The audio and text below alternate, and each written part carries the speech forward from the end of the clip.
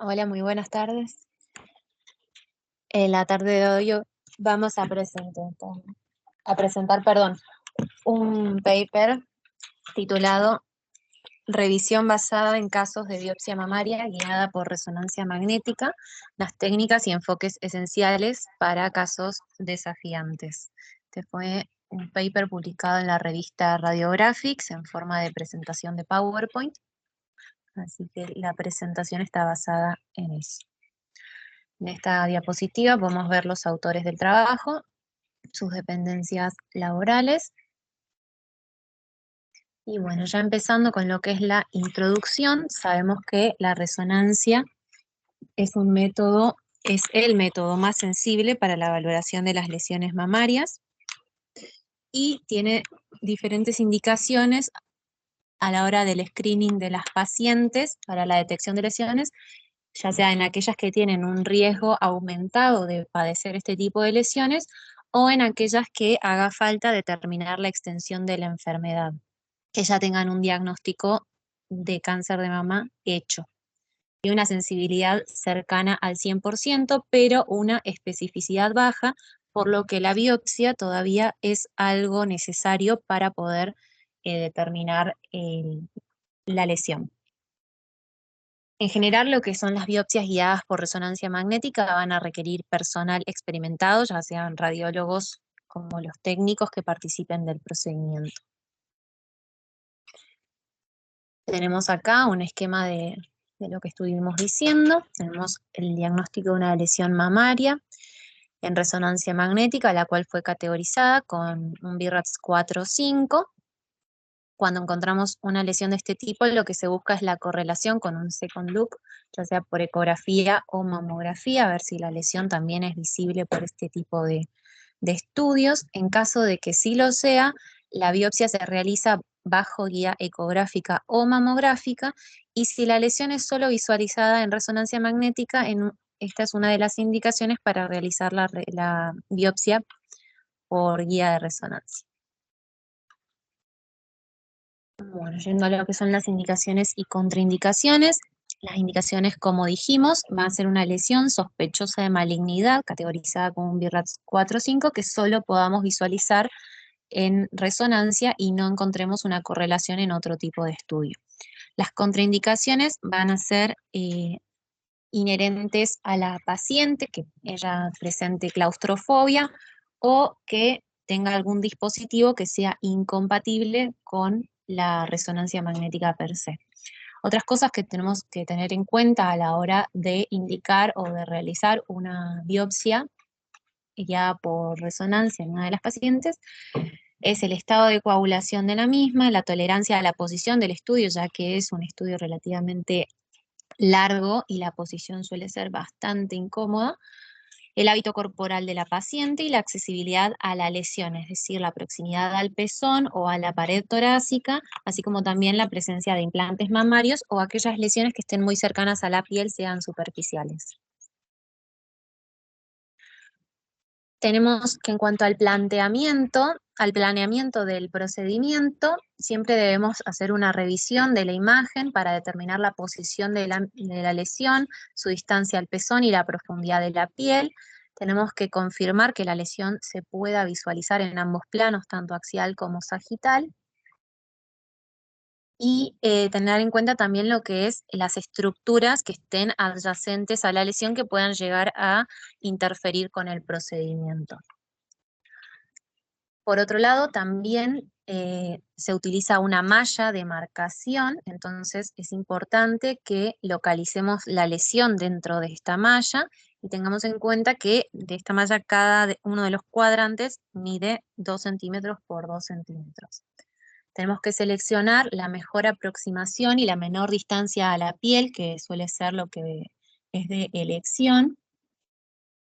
Y en general el acceso a la lesión se hace en dirección de lateral a medial o de medial a lateral, nunca de anterior a posterior. Y siempre debemos revisar las imágenes para confirmar el correcto posicionamiento, tanto de la mama como de la aguja. Otra de las cosas que tenemos que tener en cuenta es el consentimiento informado, explicarle a la paciente el procedimiento, cómo va a ser, solucionar las dudas que pueda tener y siempre incluir lo que son los riesgos, los beneficios y las alternativas que pueda llegar a haber. Y sobre todo lo que también hay que tener en cuenta es aclararle a la paciente que durante el procedimiento va a tener que permanecer quieta. Otra de las cosas que tenemos que explicar es la posibilidad de que pueda llegar a cancelarse el procedimiento por diferentes motivos y en caso de que la paciente tenga implantes, el riesgo de ruptura de los mismos durante el procedimiento. Tenemos los diferentes insumos que vamos a utilizar: bisturí, la guía de la aguja, un introductor plástico, un obturador, el dispositivo de vacío compatible con resonancia de 9 Bosch, una antena mamaria y el dispositivo de compresión mamaria. Por otro lado, vamos a usar también anestésicos locales, preferentemente lo que es la lidocaína al 1% para el sitio de ingreso. Se puede usar también lidocaína al 1% con epinefrina, que en general se usa para evitar los hematomas. Y también puede usarse la lidocaína con bicarbonato sódico, que suele disminuir lo que es el escozor a la inyección del anestésico. Y en caso de alergia a la lidocaína, tenemos la cloroprocaína o procaína como opciones alternativas. En cuanto al posicionamiento de la paciente, es importante que sea correcto, que se dedique tiempo a esto, ya que nos va a permitir un mejor y correcto acceso a lo que es la lesión. Se realiza una limpieza estéril de la mama. La paciente va a estar ubicada en decúbito prono, con el brazo generalmente por encima de la cabeza, pero hay situaciones, ya sea el volumen de la mama o la ubicación de la lesión, que pueden hacer que el brazo haya que ubicarlo en posición lateral o que el decúbito prono tenga que ser oblicuado hacia alguna lateralidad. Se comprime la mama patológica con el uso de la malla estéril, que nos va a ayudar a la marcación, que es la que estamos viendo en la imagen, la cuadrícula. Y siempre tenemos que revisar la compresión con la correcta fijación de la mama, porque esto nos va a llevar a una correcta toma de la muestra y visualización de la lesión. Y a su vez también va a evitar el movimiento de la mama durante el procedimiento. En la malla, luego, vamos a ver que se coloca un marcador de referencia en esta cuadrilla, que no se pone en el sitio de la lesión, sino que se pone en alguno otro de los cuadrantes y nos va a servir, de referencia para ver dónde nosotros deberíamos colocar la aguja.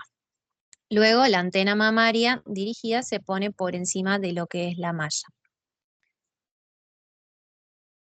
Tenemos acá el dispositivo de compresión. En este caso también están usando un pad de foam. Y vemos la malla también, la cuadrícula que se utiliza. Acá vemos la antena mamaria y podemos ver el marcador de referencia también ya ubicado.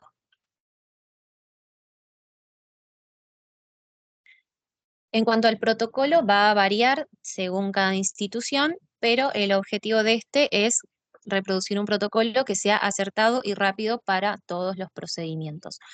En el trabajo nos deja un ejemplo en el que se usan imágenes de localización, después imágenes sagitales pre-contraste, y imágenes post-contraste se usan T1, FATSAT sagital, axial, y luego estos se repiten para confirmar la posición ya sea de la aguja como de la toma de muestra con la localización del hematoma, o en caso de que se coloque algún clip también para corroborar que esté bien ubicado. En cuanto a la técnica, como veníamos diciendo, se identifica el cuadrante en el cual está ubicada la lesión, utilizando el de referencia. Se realiza un abono en la piel con inyección de lidocaína y a lo largo de lo que va a ser el trayecto de la aguja. Luego se coloca la aguja en la guía, como podemos ver acá, correspondiente, y se inserta el estilete por dentro de la vaina plástica con el marcador de profundidad.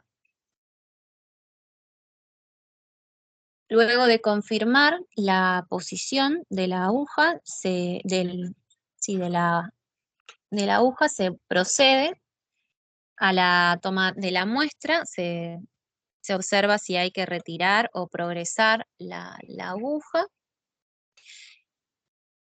y en caso de que esté en correcta posición, se procede a la toma de la muestra.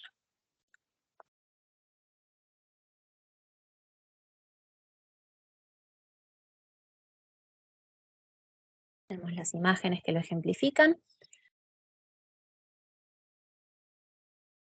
Bueno, se coloca el dispositivo, como podemos ver en la primera imagen, vemos la aguja en el sitio de lesión en este caso, y luego de la toma de la muestra se van a obtener imágenes posteriores, como habíamos dicho, para confirmar que el hematoma, que es el señalado aquí por la flecha, se encuentre en el lugar donde estaba la lesión, que es el que tomamos la muestra. En caso de ser necesario, se pueden tomar muestras adicionales. De hecho, hay casos en los que se toma hasta 12 muestras de biopsia. Generalmente, en el lugar de la lesión se coloca un clic marcador, que podemos verlo indicado en esta última imagen, y luego del procedimiento de la inserción del clip, que es el último paso, se procede a descomprimir gradualmente la mama y realizar compresión manual para disminuir el hematoma.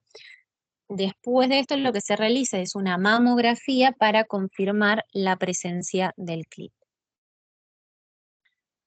Las complicaciones tienen una baja incidencia, van del 0 al 6%. El más frecuente es el hematoma, que como habíamos mencionado en un principio, este se reduce usando lidocaína con epinefrina y lavando y succionando la cavidad de la biopsia con aplicación de presión luego del procedimiento.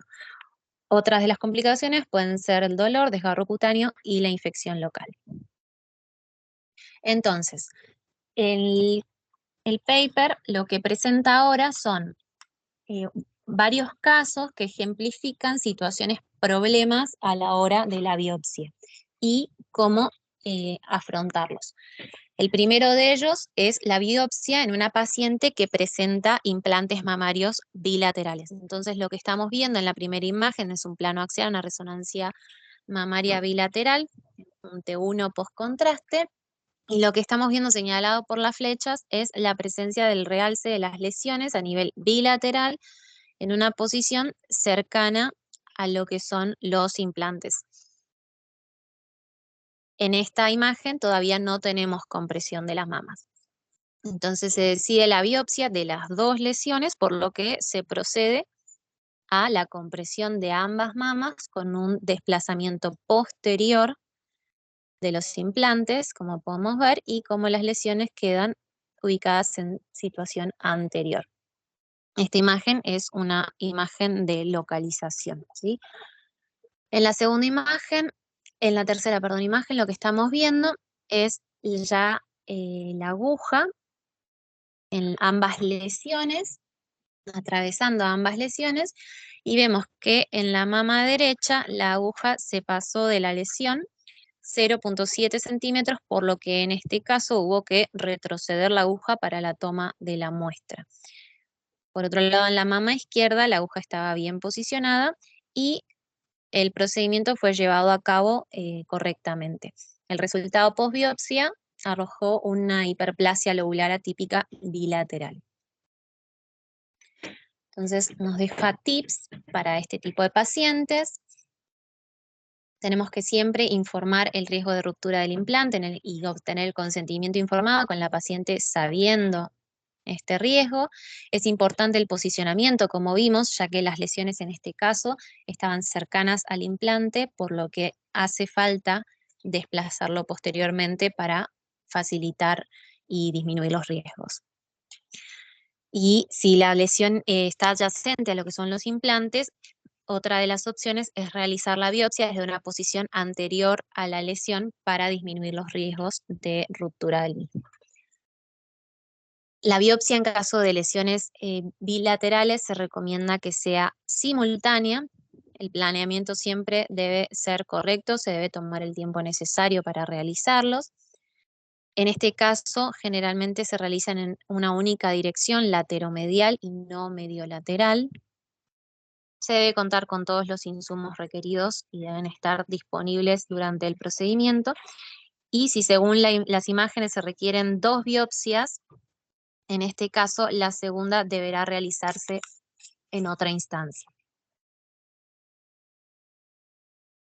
Tenemos otro caso problema que es la mama postquirúrgica, una paciente que ya haya sido operada por alguna cuestión, como en este ejemplo que podemos ver en la mama izquierda en su cara lateral, la irregularidad sobre todo a nivel cutáneo.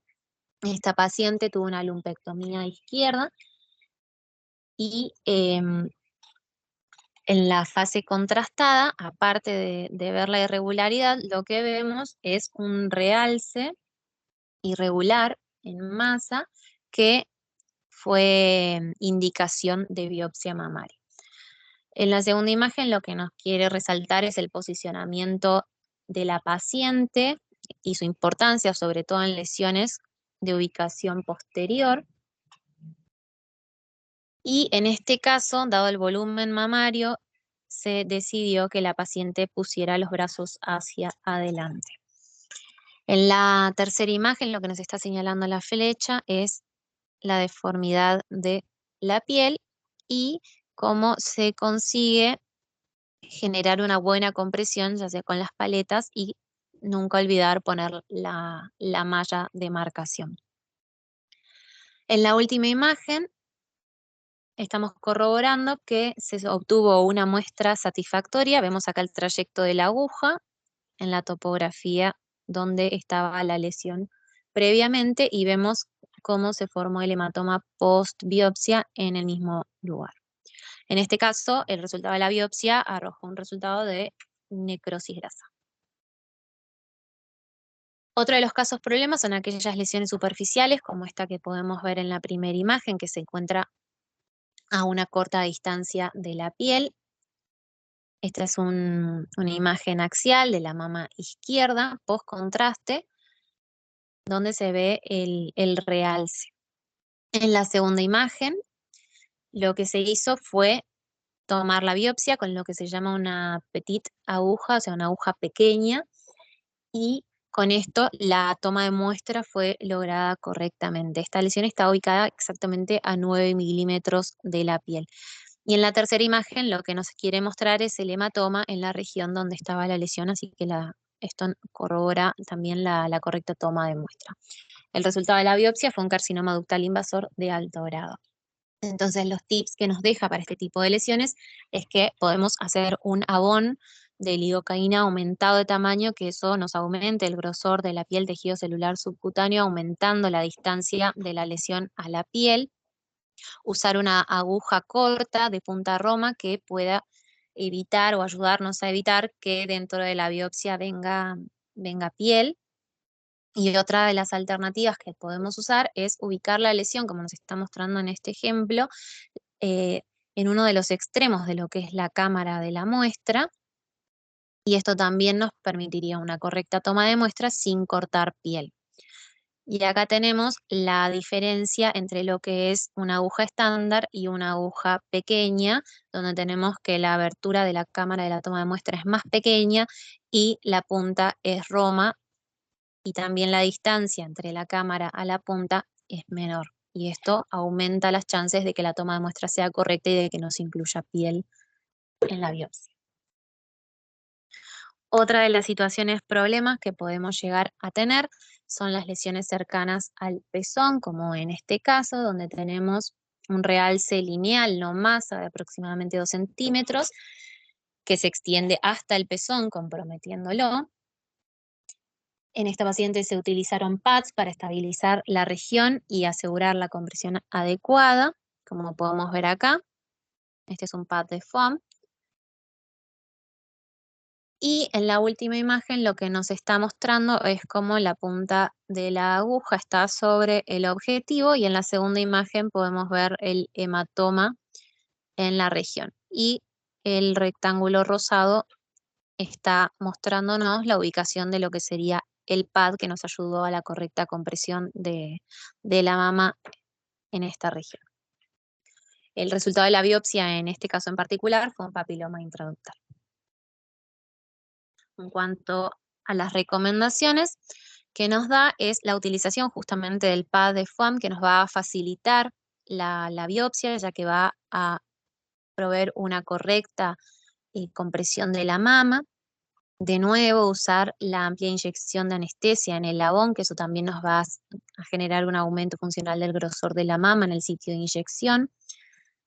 Y si de ser necesario, podemos llegar a ubicar la aguja en una posición posterior a la lesión, lo que nos permita evitar punzar la areola e ingresar por una región donde la mama sea un poco más gruesa.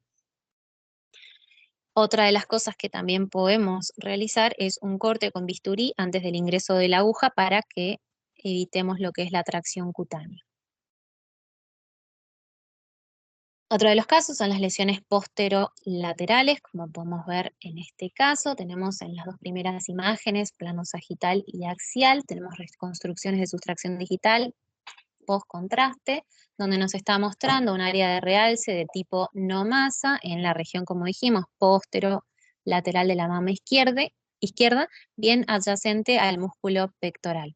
Y en la última imagen es un axial, pondrante 1, post-contraste, también realizada el día de la biopsia, que nos muestra la lesión ovalada por detrás de lo que es la malla en relación a un posicionamiento subóptimo. Es decir, esta mama, como podemos ver, ya estaba comprimida, ¿sí? Y la lesión quedó por atrás de la malla de marcación, por lo cual, en este caso, no se pudo punzar.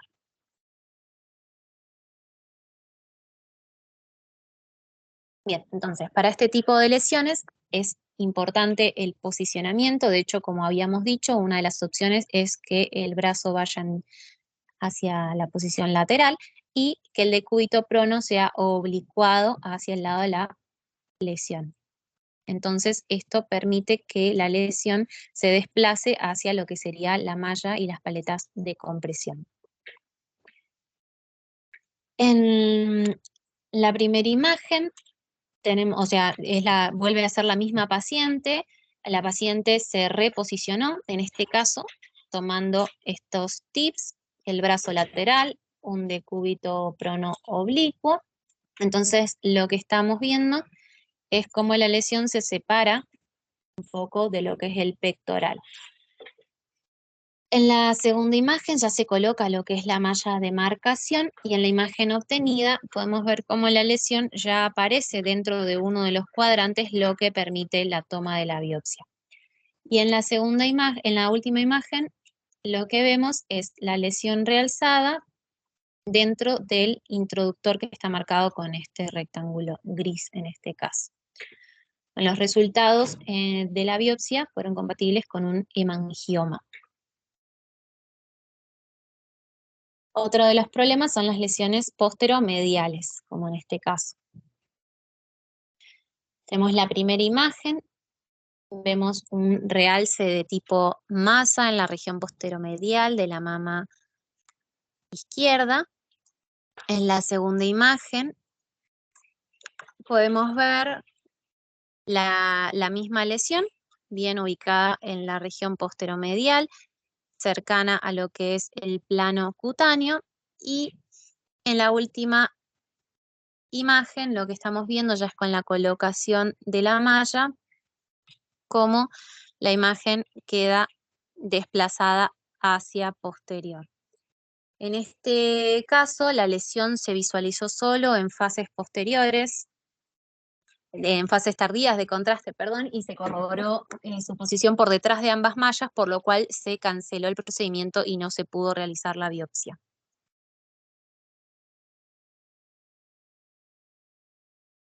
Entonces, como habíamos dicho, también para este tipo de lesiones sirve el decúbito prono oblicuo con una lateralización hacia el lado de la lesión. Se recitó a la paciente ubicándola en la posición recién mencionada y se obtuvo la imagen de nuevo, volviendo a ver lo que es el realce en masa con una posición más favorable para el procedimiento. Se realiza la colocación de la malla y se observa la lesión ubicada dentro de ella, por lo que se pudo realizar la biopsia obteniendo un resultado de carcinoma ductal invasor.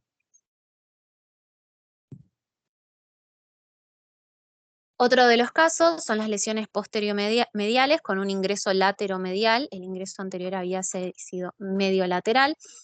Tenemos una imagen T1 postcontraste, axial y sagital, donde vemos una masa de realce homogéneo. En la región posteromedial de la mama derecha se decide un ingreso lateromedial. En la segunda imagen vemos cómo la lesión queda ubicada dentro de lo que es la malla y, sin embargo, esta queda en una topografía posterior, lo que hace que haya que remover la antena mamaria erigida para poder colocar la aguja correspondiente. Se toma la muestra correctamente, se puede observar el hematoma posterior y el resultado de un carcinoma ductal invasor.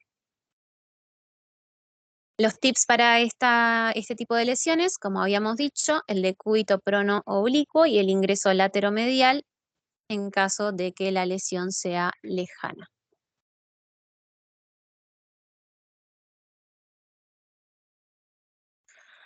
Otra de las situaciones problemas son las lesiones adyacentes a la aguja, es decir, cuando se coloca la aguja, como podemos ver acá, la aguja es el circulito amarillo y la lesión el rojo, y la lesión queda adyacente, pero no está la aguja dentro de la lesión. Entonces tenemos el ejemplo, esta paciente presenta un realce en masa de 0.7 milímetros, se realiza una punción en dirección cefálica y hacia el tórax, que es donde se visualiza la lesión respecto a la aguja, y concluye con un hematoma en el sitio de la lesión, es decir, que la biopsia fue tomada correctamente. Es decir, se tiene que reposicionar y redireccionar la aguja hacia donde veamos la lesión una vez que hagamos los controles de posición después de insertada la aguja. En caso de que la distancia de la lesión a la aguja sea mayor a 8 milímetros, lo que debemos hacer es retirar por completo la aguja y volver a ingresar. Otro de los casos problemas es la lesión que no se visualiza el día de la biopsia. Tenemos en la primera imagen un realce de tipo no más en la región central de la mama, señalado por la flecha. Se posiciona a la paciente para la biopsia y se empiezan a realizar las secuencias en las diferentes fases de contraste, y en ninguna de ellas se visualiza la imagen compatible con la lesión, por lo que en este caso lo que se hace es recomendar un seguimiento al corto plazo, generalmente unos 6 meses, con resonancia magnética, y ahí decidir si se vuelve a biopsiar o no. En este caso particular se realizó el control y la lesión de nuevo no fue visualizada, por lo que no se realizó ningún procedimiento. Entonces, como habíamos dicho, aproximadamente del 8 al 13% de las lesiones suelen no verse el día de la biopsia. Es importante que revisemos la compresión de la mama y descomprimir levemente para volver a realizar la imagen y ver si ahí podemos visualizarla. Controlar la presencia de contraste a nivel del corazón. Realizar imágenes de sustracción y de fase tardía, y como habíamos dicho, si la lesión no se ve, se realiza un control con resonancia en el corto plazo. Y por último tenemos la falla en el despliegue del clip que se pone posterior a la biopsia. En la primera imagen podemos ver una lesión, un realce lineal de tipo no masa a nivel central en la mama. Podemos observar la punta de la aguja en correcta situación. De esta lesión en particular se tomaron 12 muestras y luego se procede a la colocación del clip y el posterior control mamográfico para confirmar el posicionamiento del clip, lo cual no se vio.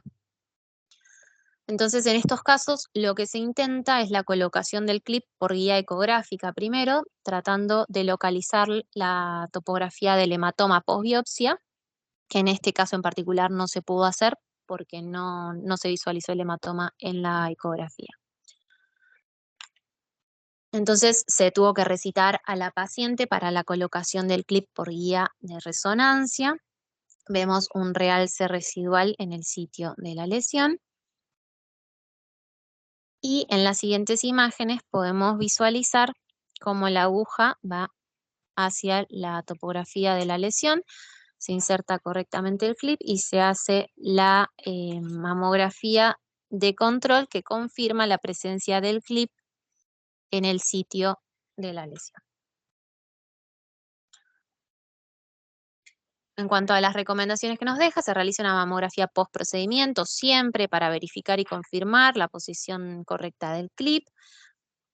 Hay que comparar las imágenes pre y post biopsia para determinar que el clip esté colocado en el sitio donde estaba la lesión o si éste migró. Y en caso de que no se visualice el clip, es importante que el intento próximo se haga bajo guía ecográfica y si este no se puede realizar, ya se pasa de nuevo al intento por resonancia. Como conclusión del trabajo, nos deja que esta correlación es la piedra angular de este tipo de biopsias y que es algo que puede ser más desafiante en las biopsias por resonancia magnética respecto a otros tipos de biopsia. La lesión puede no ser visible durante toda la biopsia, se recomienda la realización de una radiografía de la pieza que tomemos como muestra. Tiene una tasa de falsos negativos del 0 al 4% y la tasa de malignidad luego de biopsia discordante se informó mayor al 36%. Si la lesión llegara a ser una masa, siempre tenemos que tener un resultado histopatológico que se correlacione, ya sea un papiloma, malignidad, fibroadenoma, ganglio, necrosis grasa, hiperplasia pseudoangiomatosa estromal. Muchas gracias.